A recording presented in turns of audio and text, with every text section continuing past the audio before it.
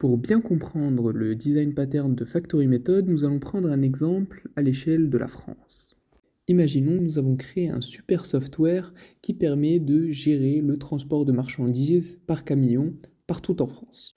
Notre logiciel connaît un petit succès, mais alors vient une demande de la part des clients. Serait-il possible de se développer aussi dans le transport de marchandises par voie maritime? Alors en tant que développeur, je me tourne vers le code et je vois comment j'avais construit toute mon application.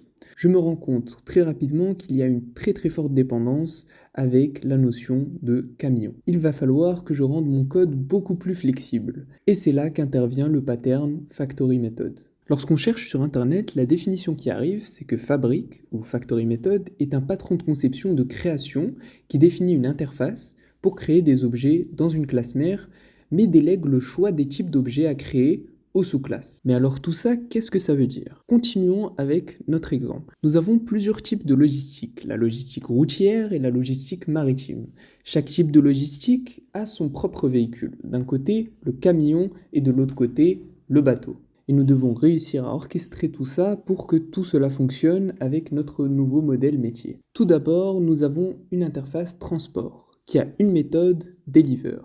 Nous avons alors truck et ship qui vont tous les deux implémenter la méthode deliver de l'interface transport. Cela va permettre de pouvoir s'adapter en fonction d'une livraison par camion ou par bateau. Nous avons ensuite une classe mère, logistique, avec une méthode plan delivery qui va permettre de mettre en place la livraison. Celle-ci fait appel à sa méthode create transport qui est implémentée de façon différente dans les différentes classes phi.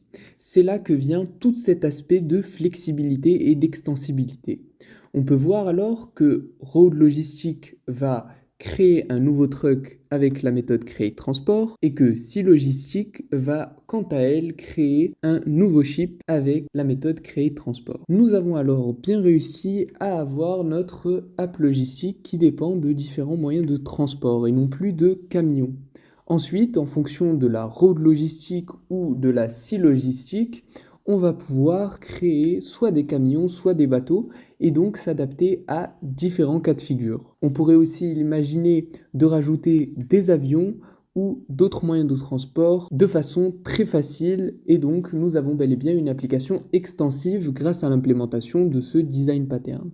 Maintenant que nous avons mis en place les différentes classes pour notre cas précis, récapitulons le chemin global dans un cas plus abstrait. Donc maintenant, imaginons que nous ayons un objet de type concrete_creator A. Nous appelons la méthode qu'elle hérite de la classe mère creator la méthode SumOperation.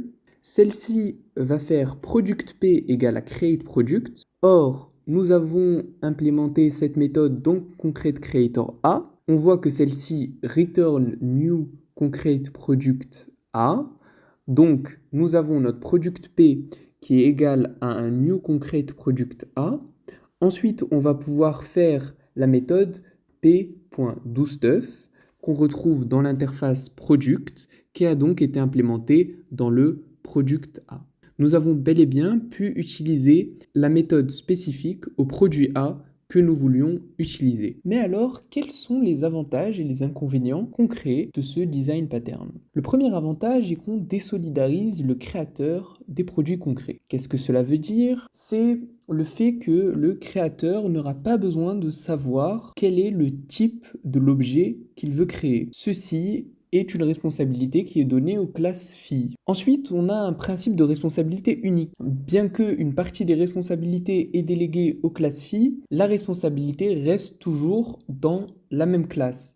Et donc, si le code est amené à évoluer, on n'aura pas besoin d'aller changer le code à beaucoup d'endroits. Enfin, on a cet aspect d'extensibilité. En effet, comme dit précédemment, il est possible de rajouter d'autres moyens de transport assez facilement. L'inconvénient est la complexité du code, mais lorsque on va augmenter le nombre de moyens de transport, ce design pattern va réellement prendre tout son sens. J'espère que vous êtes devenu un expert du design pattern Factory Method et c'est tout pour moi pour aujourd'hui.